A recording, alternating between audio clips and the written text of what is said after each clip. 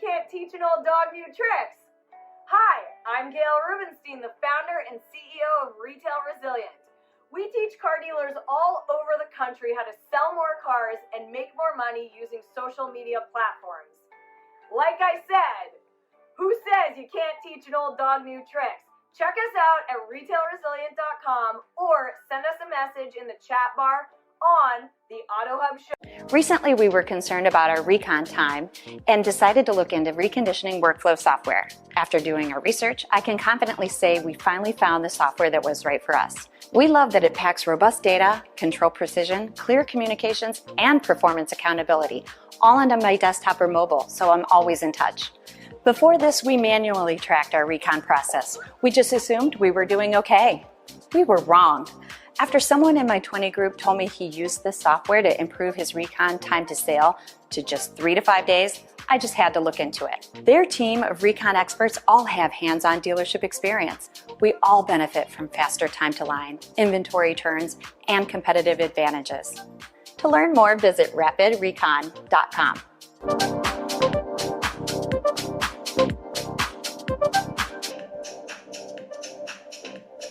Thanks very much. So a special thank you to our new sponsor, Rapid Recon, not thank Retail Resilient. So here we go. So let's go to screen 2. All right. So good morning, everybody. So I'm going to go to our slide deck right now. So let's move that over. Slide deck. There we go. Thanks for your patience as I launch this thing. Where is it? There we go. Yes, a lot of this is due to the LinkedIn and Facebook Live, so it get a little bit awkward while we're doing this. All right. So special thank you, obviously, to our platinum sponsor from Retail Resilient and our new silver sponsor from Rapid Recon. So thanks very much, and good morning, everybody. So 3 books. Or good evening. Or good evening, depending on where you are. So 3 books: Ultimate Collector Cars, Junkyard, Behind Scenes at California's Secretive European Car Salvage Yard, and Supercar, book for boys and girls, I'm sure. Go ahead, Jeff, on our disclaimer. Hello, everybody. Thanks for joining us. And we always say this disclaimer because, you know, something, we live in an age where where something could be said wrong and somebody makes you pay for it. But so the views and opinions expressed in the AutoHub show are those of our guest speakers, and our guests do not necessarily reflect the official policy or position of the AutoHub show, Ian Nethercott or Jeff Solo. And if you'd like to know more, please read the rest. Except for you, Marco, you're driving. And welcome to the Collector Car Show.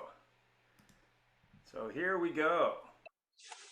All right, so good morning, everybody. So go ahead, Jeff.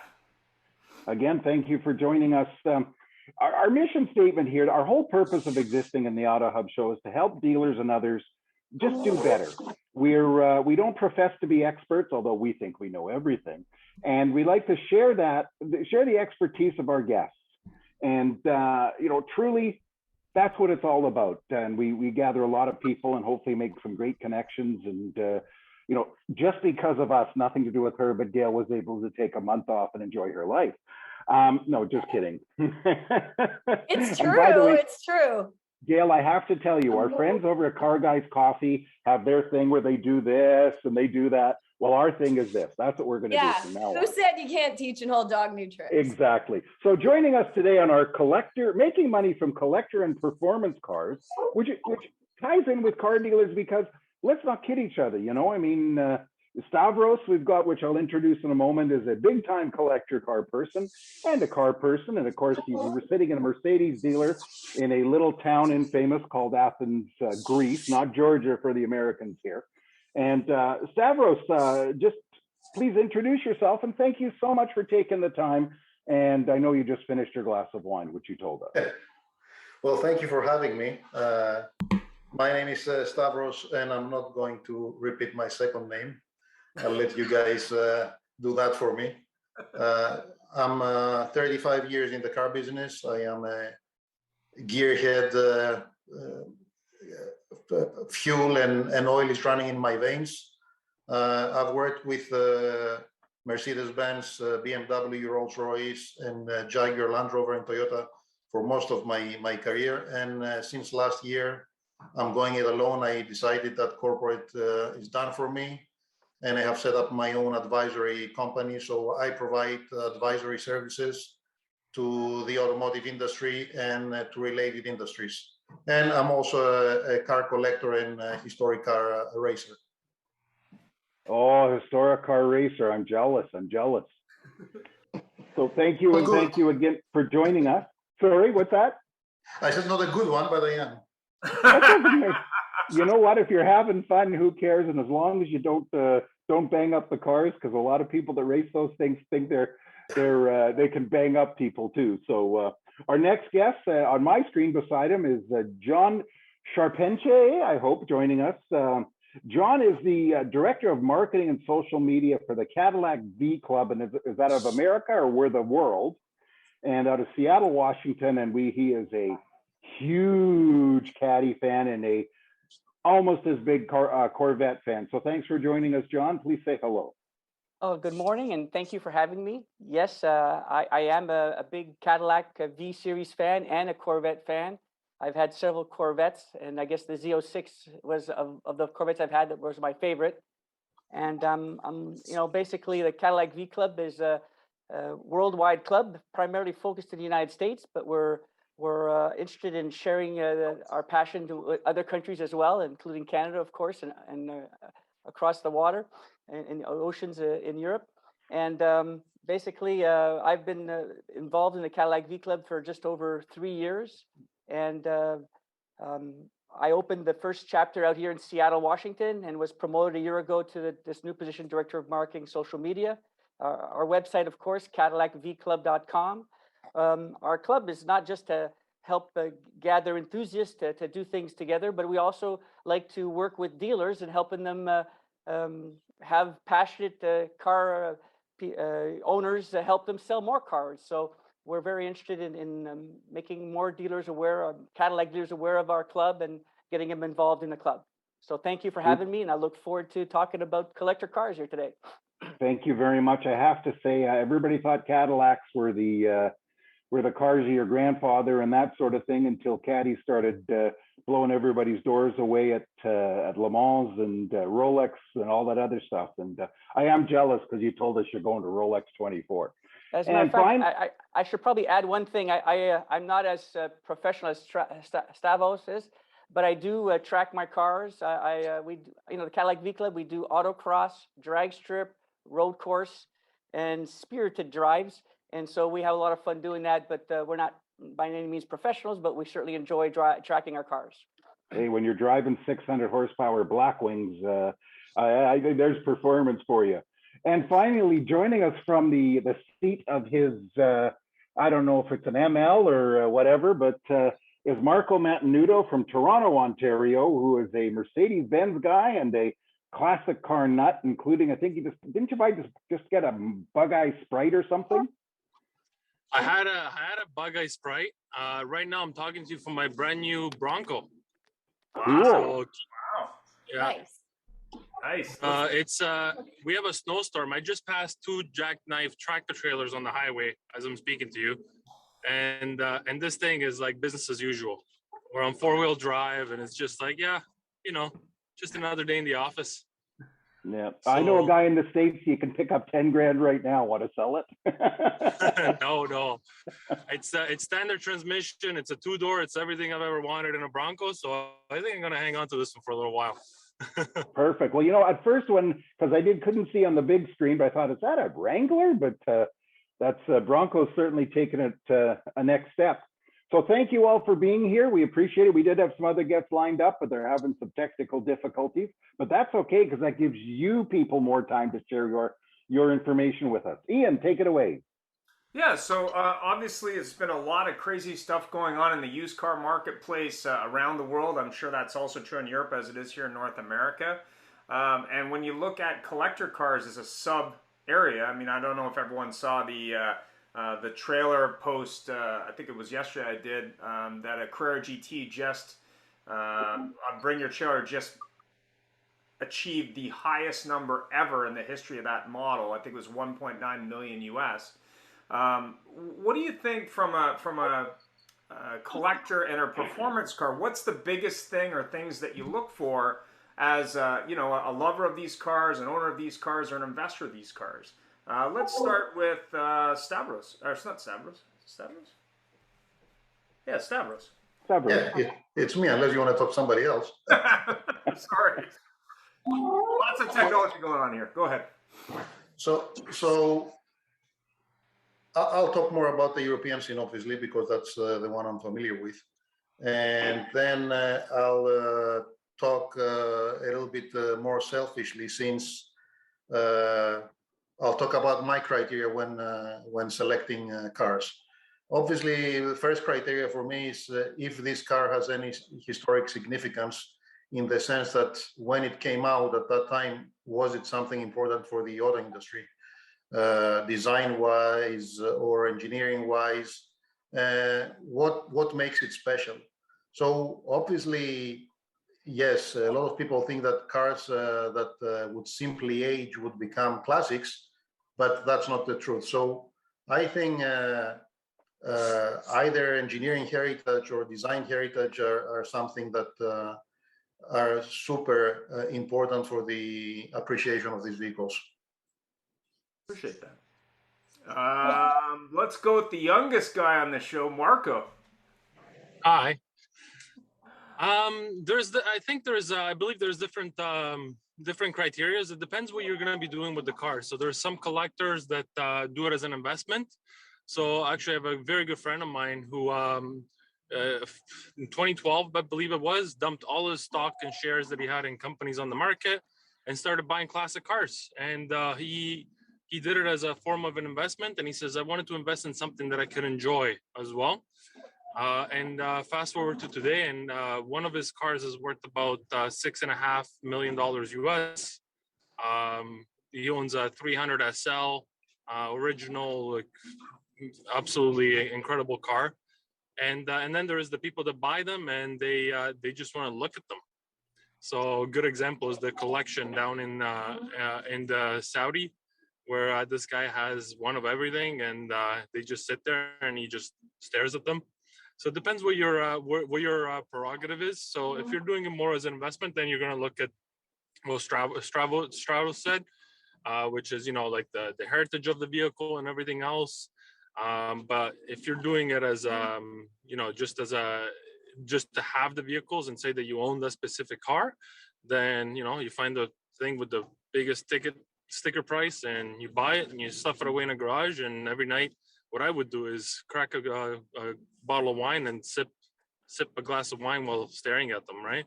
So, well, there's a story of someone in Dubai that has a rare Ferrari up in their 75th floor apartment. So, oh yeah, who knows if it's true? You never know. I mean, there's another collector. I think he's an American collector. He has a museum. I think it's in Los Angeles, that you can go occasionally when they deem it worthy to go visit. But he's unique because he actually drives these cars. And people think he's nuts. And he says, well, if you're not enjoying them, what's the point? Go ahead, John. Well, I've agreed with our previous Stavros and Marco. I would basically say, for us at least, that the two issues our members look into is basically limited production models, and specifically ones with 6-speed manuals. That seems to be what's their key criteria for what they're looking for. Well, it's interesting. There's a post I see on LinkedIn occasionally, and it says Millennial Anti-Theft Device, and has a picture of the 6-speed manual, which is actually on my shirt today, on the back on a Jeep. And it says, equipped with Millennial Anti-Theft Device, which I thought was hilarious. But go ahead, Jeff.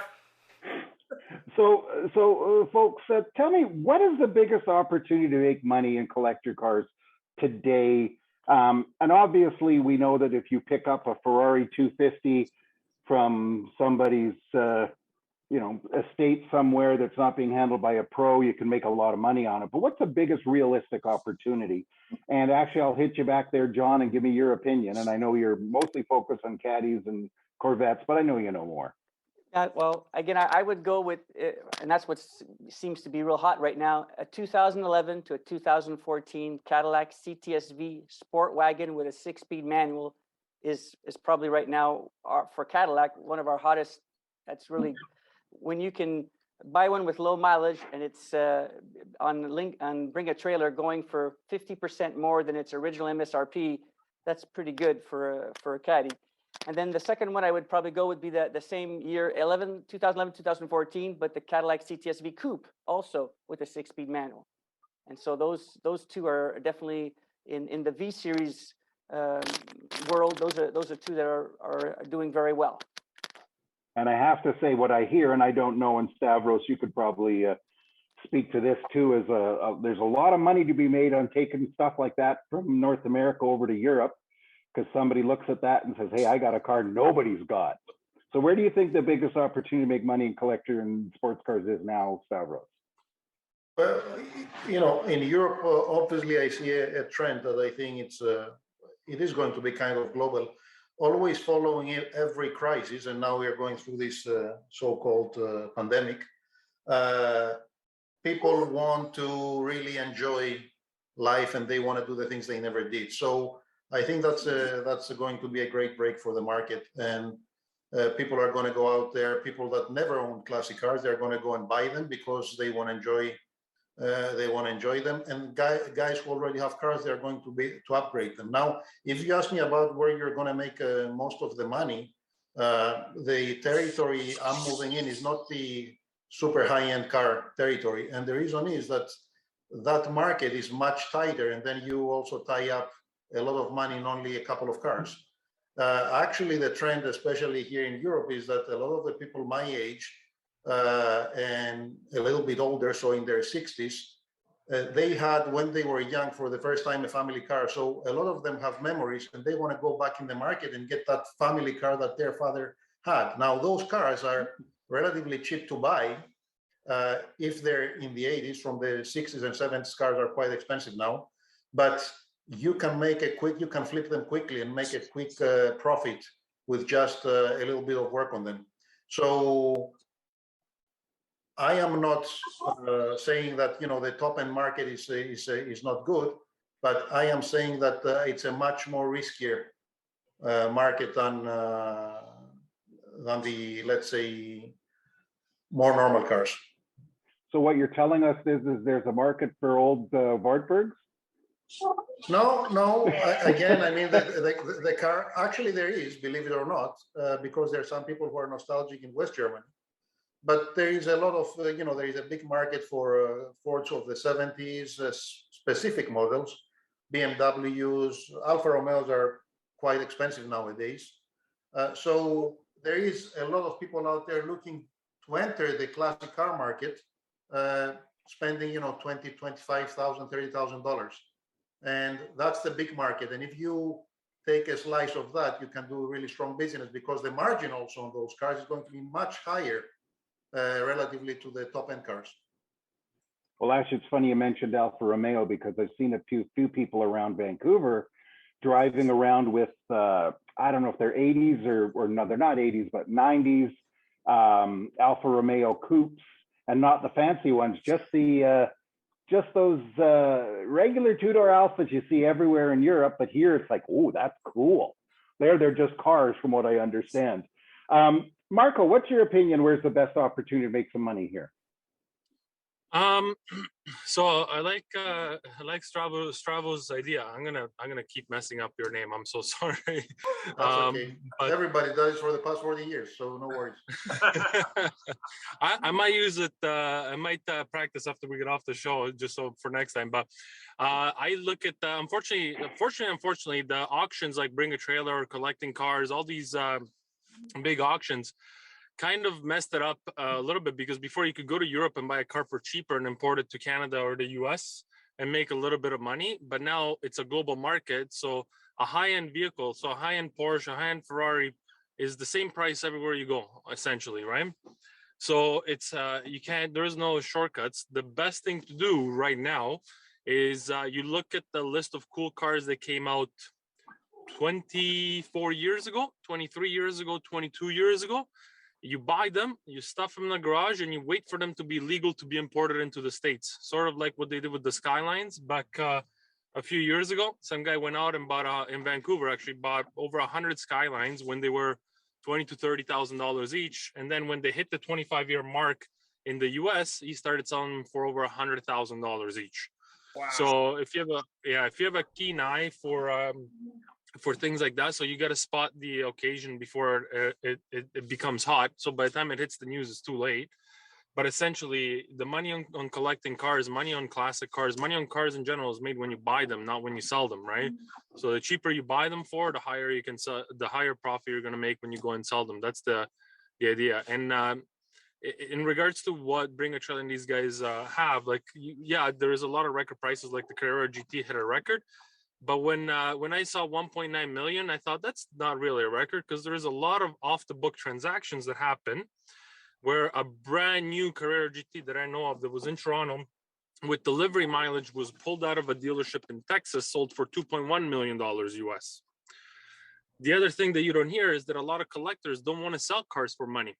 They want to, if they are getting rid of a car, they want something in return, something that's either just as cool or cooler in return for that car. Because at a certain level, money doesn't really matter, especially when you have something that's irreplaceable, right?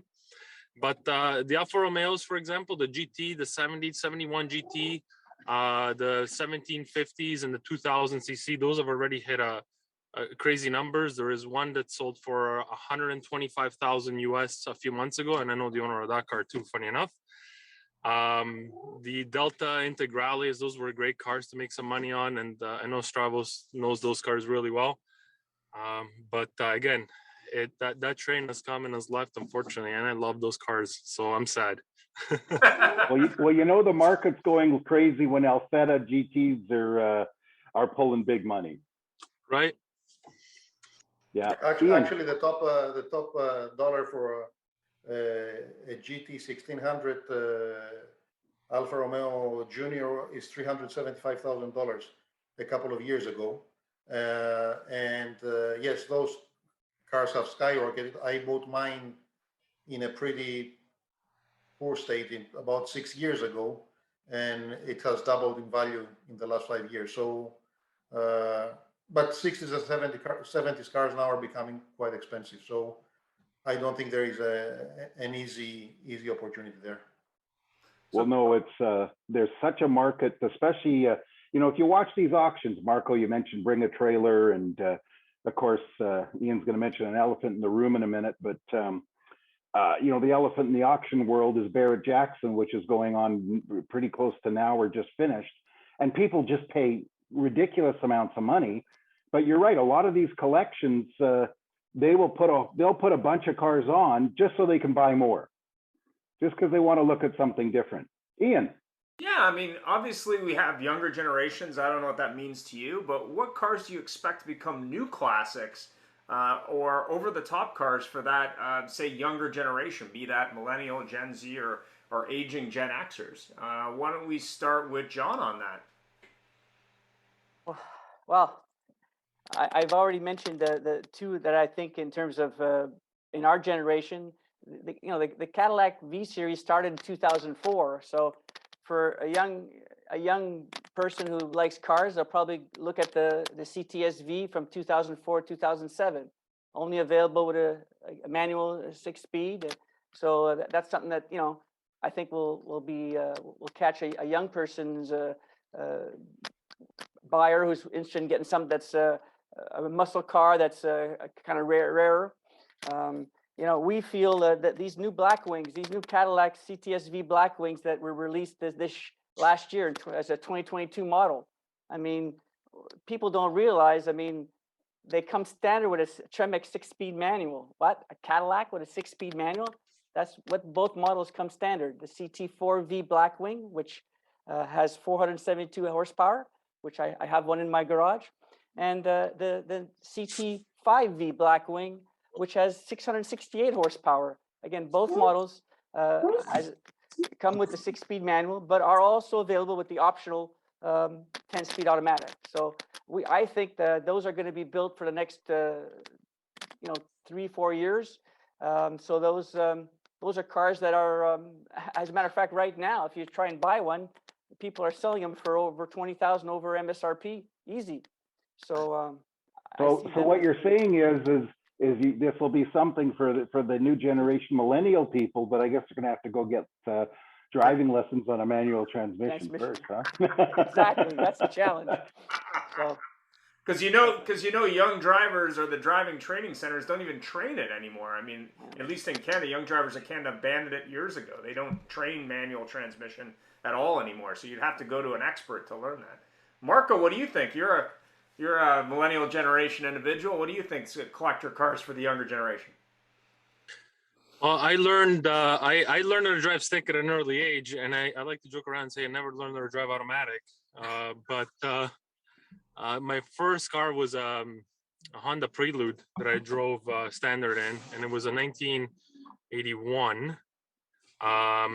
But aside from that, I mean, I own two of those cars. I love them.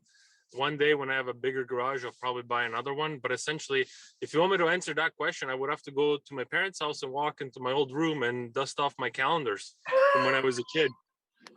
Because whatever was on those calendars, one day I'm going to own every single month of that, right? So, like my favorite cars growing up were the Testarossa. Specifically the Miami Vice white with the flying mirror, which there's one at my car club right now. I'm on my way to. The JDM stuff is up and coming. Like you can already see Type R Civics going for $42,000 to $50,000. Anything that was iconic back in the 90s and early 2000s is going to make its way up.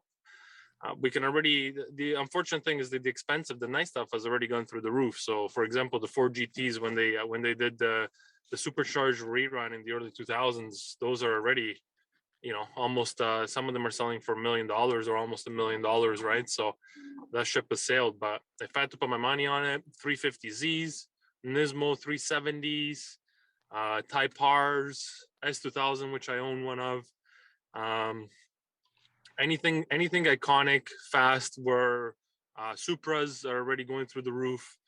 All the JDM stuff is going to go through the roof, and already has a lot of, and then higher end stuff that hasn't appreciated yet. So the Testarossa, to give you an example, a few years ago, the Miami Vice white Testarossa with the flying mirror sold at Barrett Jackson for $157,000 US. To me, that seems like a joke now. To me, that seems like a $300,000-$400,000 car if it were to hit the auction again, right? So it's cars like that are gonna, as my generation grows older and makes money either through crypto or whatever jumbo we come up with, they're gonna start buying up those cars. So interesting. Stavros? Well, it's very. Yeah, I think I'm right there with Marco. JDM stuff has been underappreciated for a long time. Actually, even if we look, I own a couple of the iconic 70s Japanese sports cars like the 240Z and Toyota Celica from the early 70s. And a few years ago, you would pick those cars up for nothing. Now, especially Celicas here in Europe are very, very hard to find and are quite expensive. And the 240s, we see what's going on out there. So I think JDM stuff, yes. I think some of the cars that maybe Marco skipped is Mitsubishi Evo 6. That's going to be a car that's going to reach, I think, a lot of money. Toyota Celica GT4 last gen, all gens actually. A car that's kind of was the nemesis of the Lancia Integrale on the World Rally scene, and still you can pick up for pretty much little money, but I think in the next 10 years it will go through the roof because it's a fantastic vehicle. And some of the European cars, I mean, for those who are familiar with European cars, some of the a couple of the Coupe Alfa Romeos of the late 80s, early 90s might get there. There is a couple of Fiats, like the 2000 Coupe Fiat, which is a 5-cylinder, it's a special car.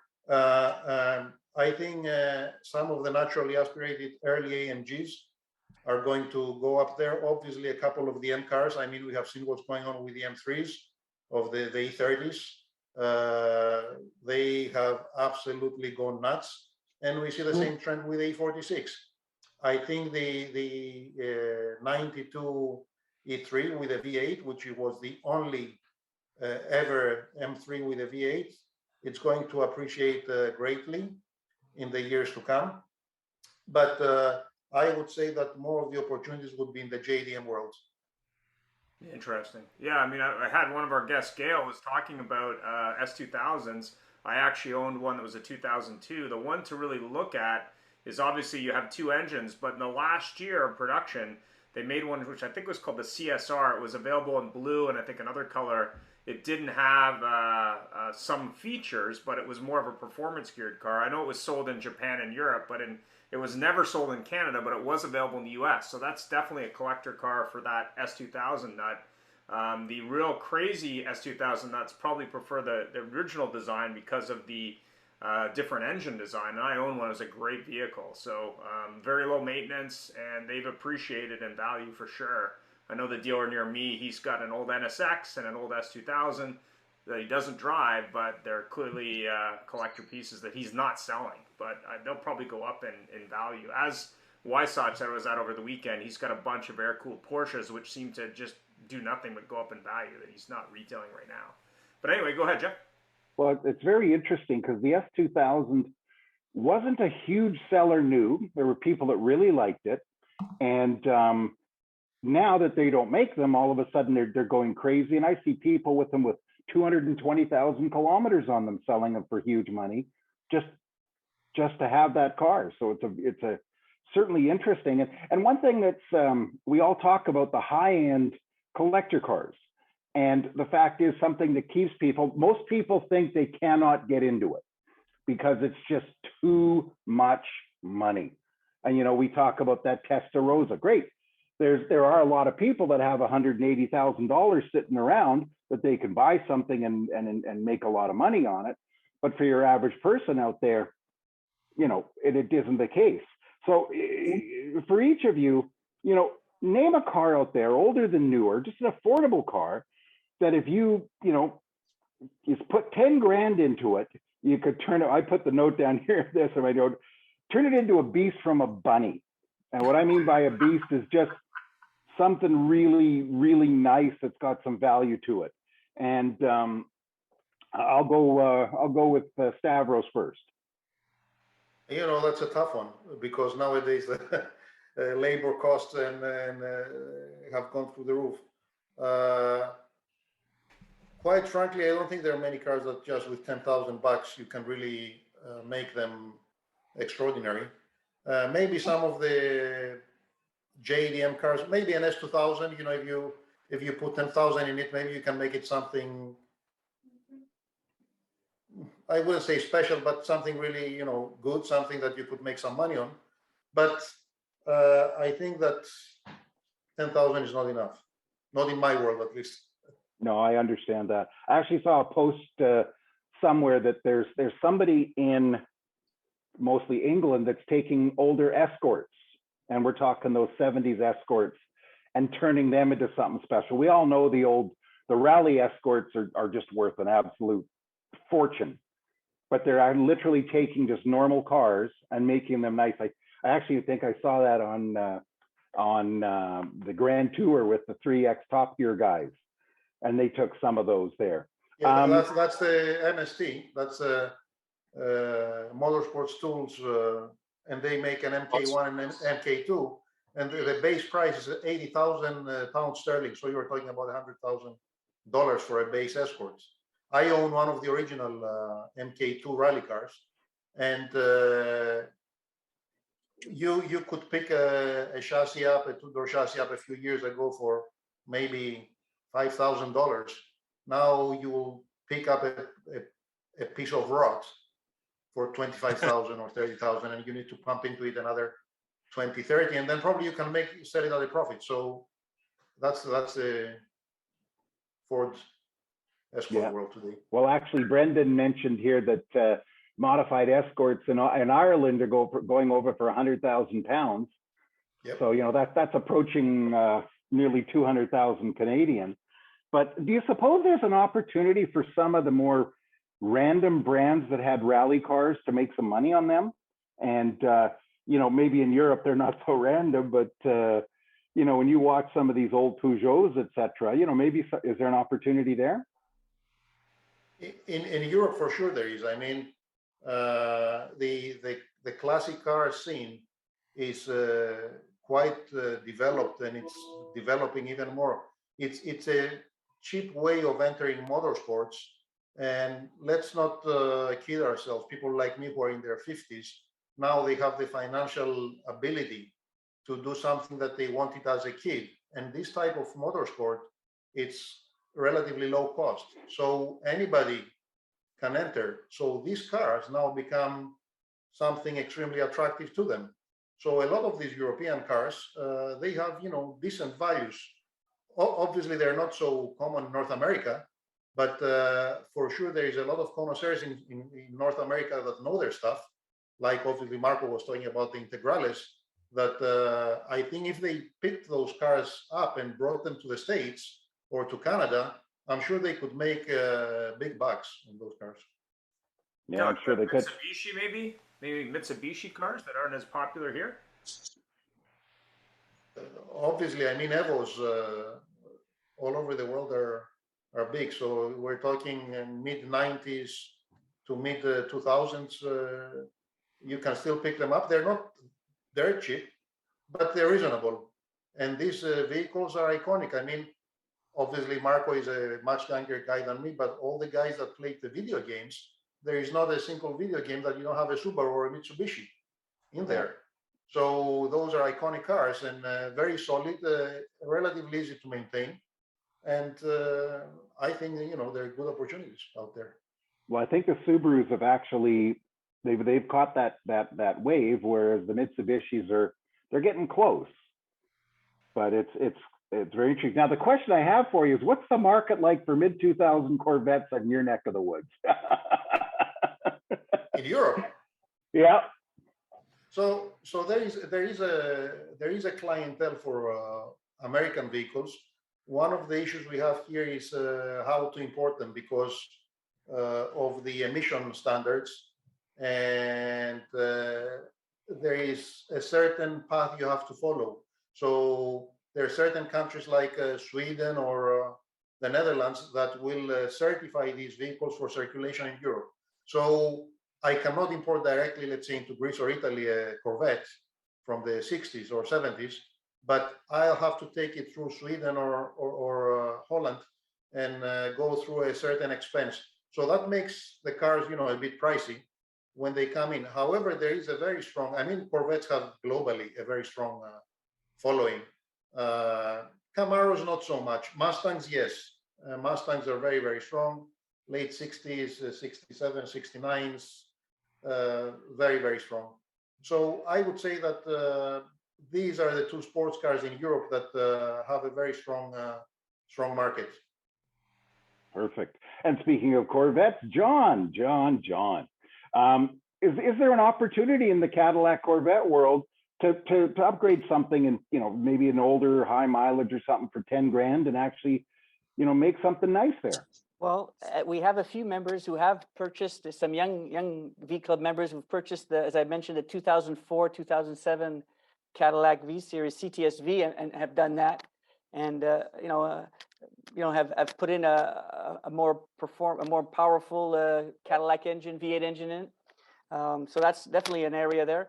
But I was thinking of some old GM vehicles that that I when I was young was passionate about. I guess I'd have to go with the Pontiac Trans Am, the Smoking the Bandit, and even older Trans Ams. I think I've always liked the Pontiac Trans Am, Buick GNX. I look of GM's Cyclone, Typhoon, SUV pickup. Those were hot items. At car shows here in the Pacific Northwest, guys who have those are certain. Seem to be, because they're rarer, they're limited production, those are some of the things that I think are going to be going up in value, and there's some people who have some money who could get one of those and be happy with it, as a car that's going to fun to drive, and it goes up increased value. Perfect. It's funny, we had on one of the cable channels here, there's this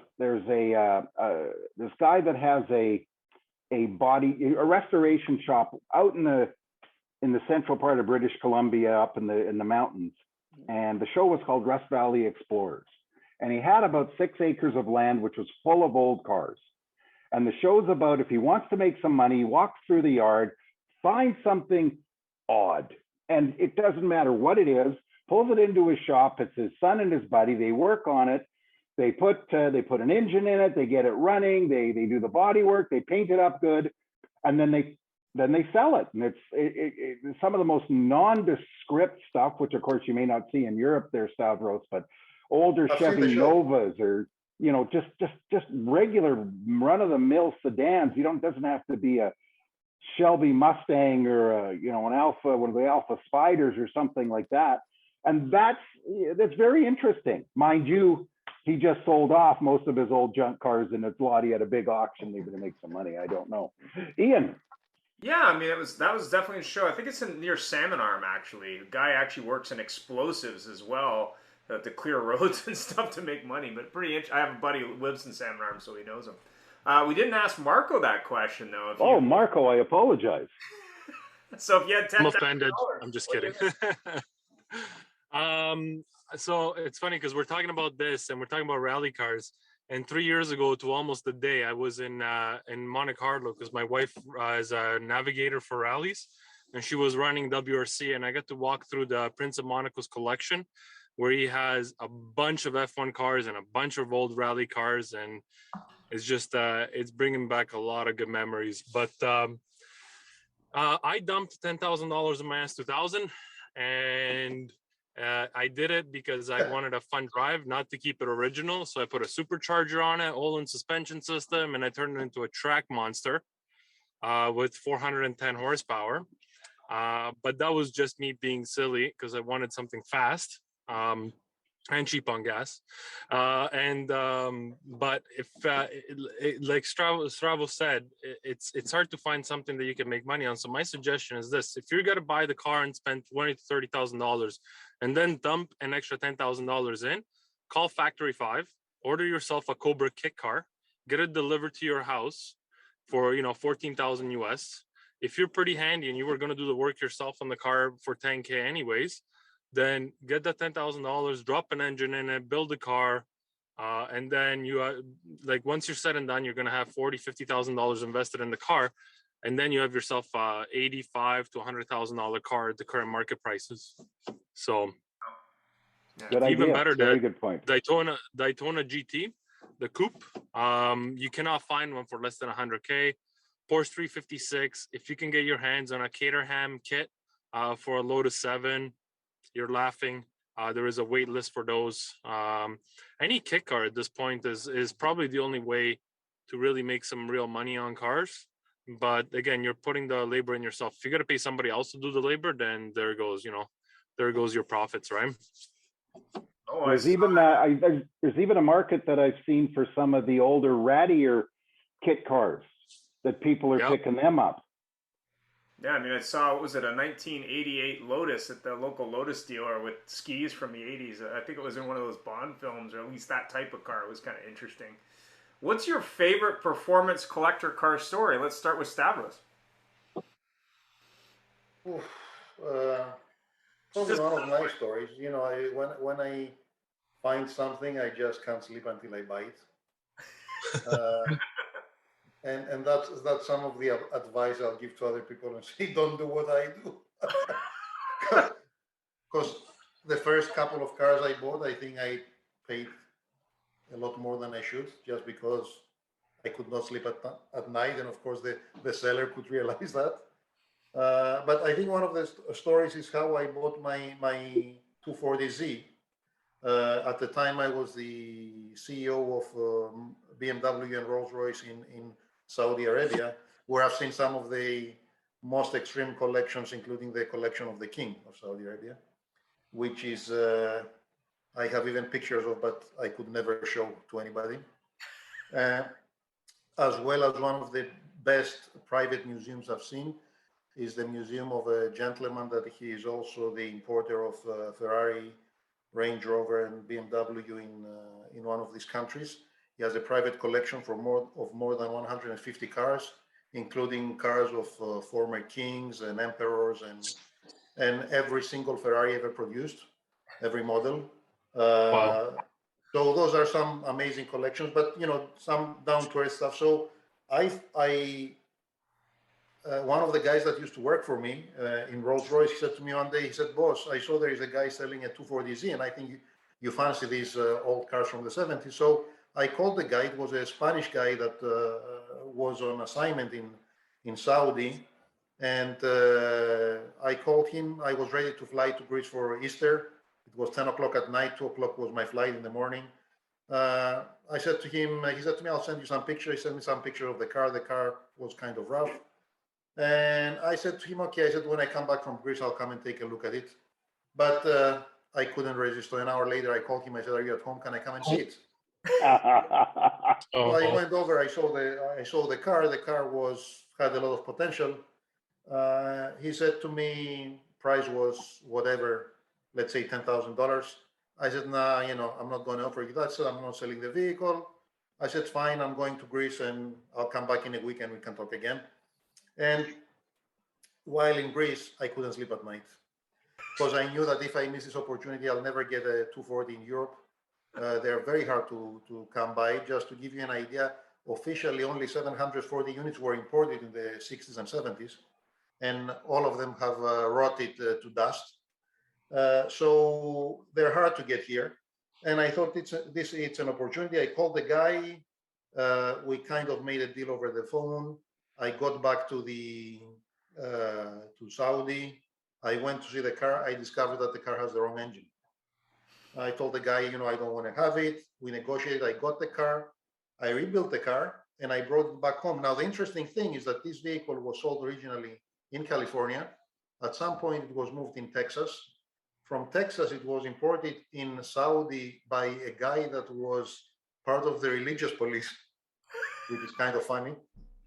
Then they told him that that car is unethical. He should not drive it. And so he had to sell the car. So he sold the car to the Spanish guy, but without transferring the documents. So I went through some hoops, and in the end, I got the car. I restored the car. I did kind of a resto mode on it. And today, it's the most beautiful car in my collection. And that's, one of the many stories that every car collector, I think, has. But I think the value of the car is its story, too. What color is it? It's a dark green. It's not a British racing green.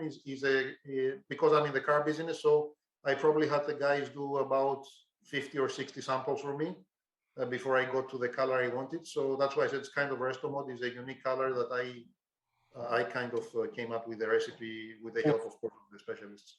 Wow. Very nice. Marco, story? Personal stories? Yes. Or like of cars that I purchased or or a favorite story? Leave it up to you. lots of stories. I mean, the best one I have is when I bought my 66 Mustang Coupe last summer. I called the guy on Kijiji and the ad had been Oh, we lost him. That snowstorm. We lost him. I guess we got to turn over. Is he back? No, I think we lost him. John, go ahead, John. My favorite story has to be my 2002 Electron Blue Corvette Z06. Wow. I ordered a brand new car. I wanted a museum delivery at the Bowling Green Museum in National Corvette Museum in Bowling Green, Kentucky. And again, not knowing what was going to be happening, I flew out there with my dad to fly into Nashville, and then my good friend who worked at the GM plant, the Corvette plant, picked us up in Nashville, drove us to Bowling Green. This was on September 10th, 2001. I don't know if that date rings a bell to anybody. That's the date I picked up my brand new 6-speed Electron Blue Corvette Z06. And the next day, you know what happened on September 11th. So I'll never forget that trip, obviously. And that was my first, not my first Corvette, but my first Z06. And so that's, and I have to say to this day, unfortunately, my dad passed away a couple years ago. I was on my way to the Rolex 24, as a matter of fact. He passed away with dementia, Alzheimer's. up in British Columbia at the Peace Arch Hospital is where he was staying in White Rock. But I wish I had kept that Z06 because that has very sentimental value to me. That I wish I hadn't sold that. But that's my story. I'll never forget that car. My dad coming with me to go get it at the museum. And I don't know if you know this, but when you're a museum, I was a member of the National Corporate Museum, and I still am today. You can when you buy your car, they have cameras of all these car deliveries. So my friends across up in Montreal, back in Montreal, all over BC, my relatives all over Canada, were able to see me and my dad pick up the car, and it was quite a special. That day was September 10th was very special. Obviously, the next day wasn't so, but I'll never forget that. So that's my story about my most memorable car for me. Jeff, you have a memorable story. You bought and sold a lot of cars. Oh my golly. I have to say, not for me necessarily, but in my other life, in the Jeep world, went to the Jeep Jamboree. And for those of you who don't know what the Jeep Jamboree is, it's basically summer camp for adults where all these Jeep owners go up into the mountains and they go one after the other, following in trails, many of them never having off-roaded in their lives. You've got people with a brand new Limited at that time, which was a pretty fancy SUV, sitting there having lunch with some guy with a 1974 CJ that's held together by tie straps and everything else. But at one of the dinners, a guy was talking about him and Jeeping, and he says, he's telling the story about how him and his dad had gone out, and like you said there, John, it reminded me how they had gone out and they had been four-wheeling, and they were, how his dad was ripping through all the streams, and he had to guide him up, and and he actually got quite teared up talking about it. So cars carry a very special time. My Corvette, I actually have seen a dealer advertise it, and I went over to Vancouver Island, and I'd found out it was a gentleman in his 80s. He bought it brand new. The car had 9,000 kilometers on it, and he just basically couldn't get into it and out of it, couldn't drive it anymore, and couldn't stand the car just sitting there with somebody looking at it. So that's about as close as mine comes to the stories. Marco is back. You want to continue, Marco? Surprisingly, my phone decided to overheat, and all I had to do was roll down the window and put it out for a minute. 40 centimeters of snow and counting. So will help cool it down quick. I was saying I looked at this ad, came up, and it was 21 or 24 minutes that it was up, and it said selling for an old relative, new tires, new brakes, new steering rack, new. Call so and so phone number, and I called, and I knew the guy was old because he didn't even have call waiting. So I called 52 times in a row until I finally got through to him, and I said he's on the phone with somebody else, and I finally got through to him, and I said, is the car still available? And he says, actually, I just got off the phone with a fella who told me that he's sending me a check. And I said, oh, okay. Where's this guy from? I said, well, he's from Toronto. I said, you got to be careful because a lot of people are sending certified checks that are fake. I'm like, do you trust this guy? You never met him. He says, well, I trust him. He's a police officer. And I said, okay, what's he going to do with the car? He says, well, he's going to put it into movies. It's going to be featured in movies. So I said, okay, let me get this straight. You have a police officer who finds cars for movies, who's sending you a check in the mail right now. I said, I don't know, it doesn't add up to me. And he's like, he thinks about it, and he's like, and he swears on me on the phone. He's like, holy, you're right. That does not sound right. I said, listen, I know you're in Windsor. I'm in Toronto. I'll be there in 4 hours. I have the cash in hand. I want to buy, and I wasn't even looking for the car. And that's usually when you find them. And he's like, okay, let me make a phone call. Let me talk to my wife, and let me talk to the guy. Calls me back 5 minutes later. He's like, well, the car is yours, but what about the price? And I said, what about the price? The price was excellent. It was well below market value. I was ready to pay full price. He's like, well, the other guys offer me $500 less. And I said, who in the right mind sees a really good deal on a car and decides to negotiate on it. Like, I said, I'm paying you asking, and I'm sending a truck to pick it up. You don't have to do anything. And he's like, done, yours. I got in my car, left to work early that day, got in my car, drove 4.5 hours to Windsor. I get in the garage, and this guy had probably 15 trophies on the wall for the car. He was a body man, one owner vehicle, body guy, restored the vehicle 5-6 years ago. It was in impeccable condition. It started at a half a turn of the key. And I said, yeah, done. I got home at 3 a.m. that day. The transport truck went 3 days later and picked up the car, and she's my baby. Rock and roll. So, Great story. Wow. Well, we're out of time. Jeff, do you have any final comments? Or anyone else have a story they want to share? Well, I just, while everybody's thinking, I want to thank everybody for joining us.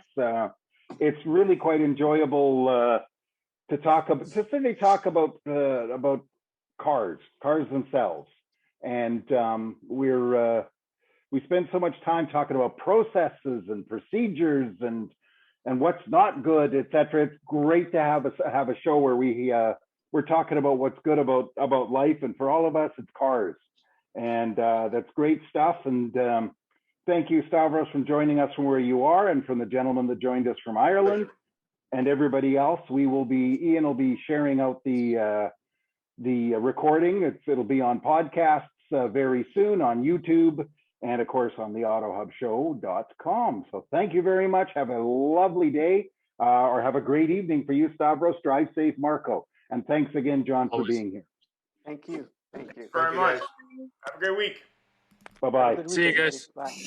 Bye, guys.